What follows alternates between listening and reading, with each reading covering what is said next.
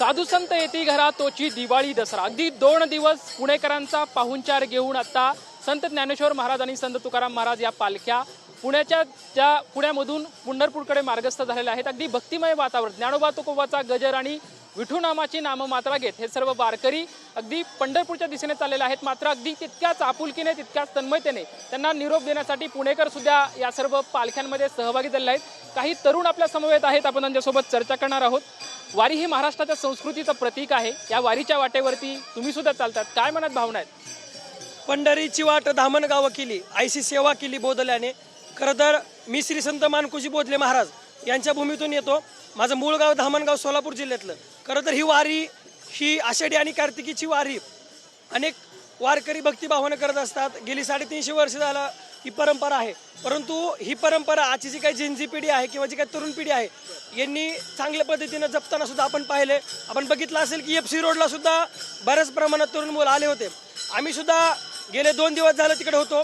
मात्र आम्ही सुद्धा ह्या वर्षी असं ठरवलं की आपल्याला पूर्ण वारी करणं जरी शक्य नसलं तरी या वारीला आपण एक वाट देण्यासाठी, एक दिशा देण्यासाठी पुणे ते सासवड असा प्रवास करणार आहोत। तर आम्ही इथून पुणे ते सासवडपर्यंत या वारीसोबत, या वारीला निरोप देण्यासाठी आणि वारकऱ्यांना शुभेच्छा देण्यासाठी आम्ही तिथपर्यंत जाणार आहोत।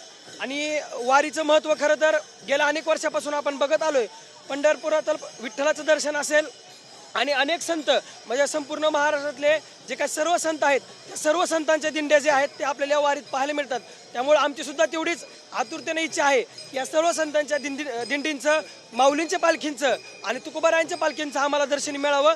त्यामुळं आम्ही इथून पुढचा प्रवास सासवडपर्यंत आम्ही माऊलींच्या दिंडीत सोबत जाणार आहोत। तुला आता पंढरपूरचा जाता आलं नाही, मात्र त्या पंढरपूरच्या पांडुरंगाकडे काय साकडं घालणार आहेस? पंढरपूरच्या पांडुरंगाकडे एकच साकडं घालेन की आम्ही सर्व वारकरी जरी असलो तरी आम्ही पेशाने शेतकरी आहोत।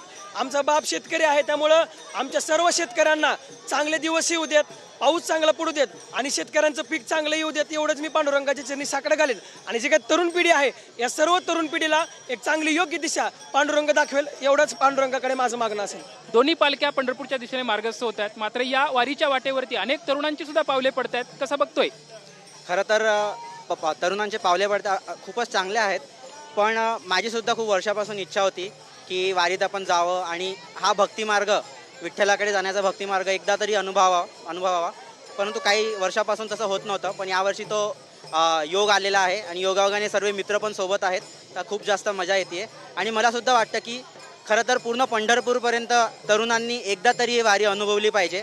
पण पंढरपूरपर्यंत जमत नाही आहे तर कमीत कमी हा पुणे ते सासवड किंवा आळंदी ते पुणेपर्यंत एक 30 ते 40 किलोमीटरचा जो प्रवास आहे वारकरीसोबत, वारकरी म्हणून नक्की आपण अनुभवला पाहिजे असं मला मनापासून वाटतं। प्रत्येक सहिष्णुतेचा धर्म ही वारी शिकवणारी असते। या वारीच्या वाटेवरती तू सध्या चालतेस, किती वर्षापासून खरं तर ही वारी अनुभवते आणि वारीबद्दलची तुझी कशी एक अनामिक ओढ आहे? खरं तर लहानपणापासूनच मला खूप इच्छा होती की आपण एकदा वारीमध्ये सामील व्हावं, पण कधी ती संधी मिळाली नाही। पण आईनच मी पुण्यामध्ये होते आणि ती संधीचं अवचित्त साधून वारी अनुभवायला मिळाली, यामध्येच खूप आनंद वाटतं। तर हा आनंद तुमच्या चेहऱ्यावरती दिसतोय, वारीच्या वाटेवरती आहात, काय मनात भावनात काय वाटतंय? संताची संगती मनोमार्ग गती, संताच्या संगतीनं ही वारी ही आम्हाला करायला मिळते, हीच आमच्यासाठी खूप भाग्याची गोष्ट आहे। आणि आता आम्ही इथून पुढं हरिनामाचा गजर करत या वारीच्या निमित्तानं आम्ही या संतांच्या सोबत, वारकऱ्यांसोबत आम्ही पुढे जाणार आहोत। ही आमच्यासाठी खूपच भाग्याची गोष्ट आहे। असं किती वर्षापासून तुम्ही करता आणि मूळचे तुम्ही सर्वजण कुठले आहात आणि हे सर्व वारीमध्ये हे दरवर्षीचं प्रयोजन असतं तुमचं? मी लहानपणापासूनच माझ्या गळामध्ये माळा आहे आणि मी वारकरी संप्रदायाशी निगडीत लहानपणापासूनच आहे, त्यामुळे लहानपणापासूनच मला वारीची आवड आहे। आणि मी मूळचा पंढरपूर तालुक्यातून येतो, त्यामुळं मला वारीबद्दल खूपच आतुरता आणि आपुलकी आहे।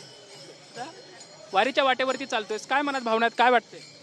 काय नाही की पांडुरंगाने सर्वांना सुखी ठेवावं आणि सर्वांची इच्छा पूर्ण करावी असं माझं म्हणणं आहे। सर्वांनी देवाचा नाम जप करावा। रामकृष्ण हरी।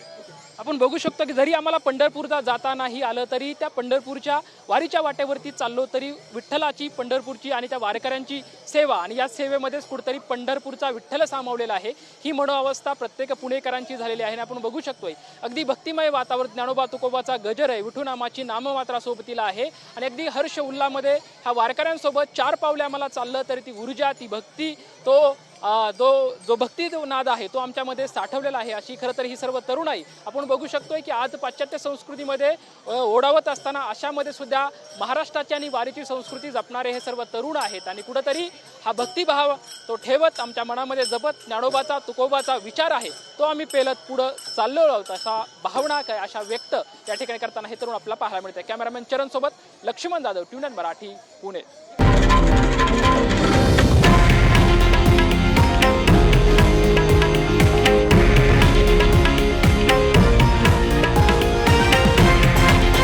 हे आहे देशातील नंबर 1 न्यूज नेटवर्क आणि आपण पाहत आहात TV9 मराठी, एकमेव.